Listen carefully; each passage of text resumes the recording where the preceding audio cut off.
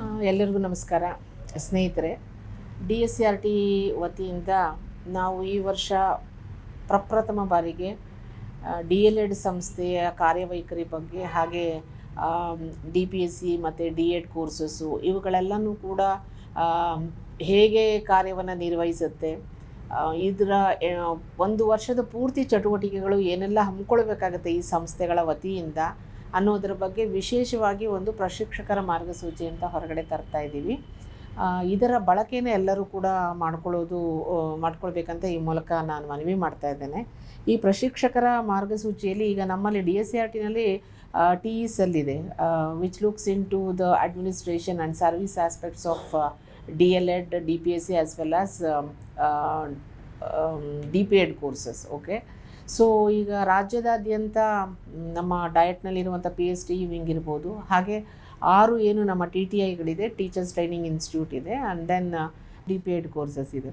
So ವರ್ಷದಲ್ಲಿ ಪ್ರಾರಂಭದಲ್ಲಿ ಅಡ್ಮಿಷನ್ಸ್ಗೆ ಸಂಬಂಧಪಟ್ಟಿದ್ದೆಲ್ಲ CSE ಸೆಲ್ಲಿಂದ ನಡೆಯುತ್ತೆ. ಅದೇ ರೀತಿ ಈ ಕೋರ್ಸ್ಗೆ ದಾಖಲಾಗುವಂಥ ಮಕ್ಕಳ ಪರೀಕ್ಷಾ ಕೆಲಸಗಳನ್ನೆಲ್ಲನೂ ಕೂಡ KSEAB ನೋಡುತ್ತೆ.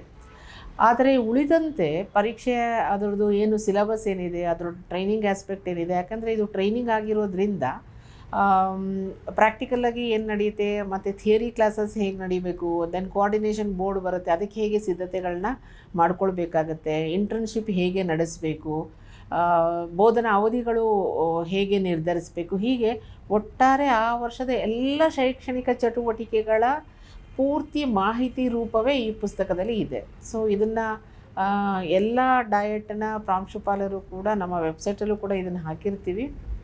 ನಿಮ್ಮ ವ್ಯಾಪ್ತಿಯಲ್ಲಿರುವಂಥ ಪ್ರೈವೇಟು, ಏಡೆಡು, ಅನ್ಏಡೆಡು, ಹಾಗೆ ನಿಮ್ಮ ಗೌರ್ಮೆಂಟ್ ಅಂದರೆ ನಮ್ಮ ಡಯಟ್ನಲ್ಲಿರುವಂಥ PhD ವಿಂಗ್ನಲ್ಲಿರುವಂಥದ್ದು ಆಗಿರ್ಬೋದು, ಎಲ್ಲರಿಗೂ ಕೂಡ ಈ ಮಾಹಿತಿಗಳನ್ನ ತಲುಪಿಸಿ, ಸೊ ದಟ್ ವರ್ಷಪೂರ್ತಿ ಚಟುವಟಿಕೆಗಳು ಯಾವುದೇ ಒಂದು ತೊಂದರೆ ಇಲ್ಲದೆ ನಡೆಯೋ ಹಾಗೆ.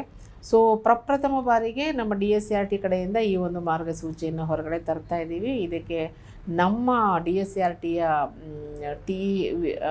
ನಮ್ಮ DLED ವಿಭಾಗದಲ್ಲಿ ಕಾರ್ಯನಿರ್ವಹಿಸ್ತಾ ಇರುವಂತಹ ಭಾನುವತಿಯರು ಬಹಳ ಶ್ರಮವನ್ನು ಹಾಕಿದ್ದಾರೆ. ಅದರ ಜೊತೆಗೆ ನಮ್ಮ DSCRTಯ ಇನ್ನೊಬ್ಬರು SADPI ವಿಶ್ವನಾಥ್ ಅವರು ಕೂಡ, ಇಬ್ಬರ ಶ್ರಮ ಹಾಗೂ ಕಾಳಜಿಯ ಪ್ರತಿರೂಪವೇ ಈ ಪುಸ್ತಕ. ಈ ಒಂದು ಕಿರು ಹೊತ್ತಿಗೆ ನಿಮ್ಮ ಮುಂದೆ ಇರತಕ್ಕಂಥದ್ದು. ಇದನ್ನು ರಚನೆ ಮಾಡಲಿಕ್ಕೆ ಅವರು ಬೇರೆ ಬೇರೆ TTI ಮತ್ತು ಡಯಟ್ನ ಮಾರ್ಗದರ್ಶನವನ್ನು ಕೂಡ ಪಡ್ಕೊಂಡು ಈ ಒಂದು ಪುಸ್ತಕವನ್ನು ಹೊರಗಡೆ ತರ್ತಾ ಇದ್ದೀವಿ. ಇದನ್ನು ಎಲ್ಲರೂ ಕೂಡ ಸದುಪಯೋಗ ಪಡಿಸ್ಕೊಳ್ಬೇಕಂತ ಹೇಳಿ ನಾನು ಅಪೇಕ್ಷಿಸುತ್ತಾ, ಹಾಗೆ ಈ ಒಂದು ಹೊತ್ತಿಗೆಯನ್ನು ಹೊರತರುವಲ್ಲಿ ಶ್ರಮಿಸಿದ ಎಲ್ಲ ನನ್ನ ಅಧಿಕಾರಿ ಮಿತ್ರರಿಗೂ ಕೂಡ ವಂದನೆಗಳನ್ನ ಸಲ್ಲಿಸ್ತೀನಿ.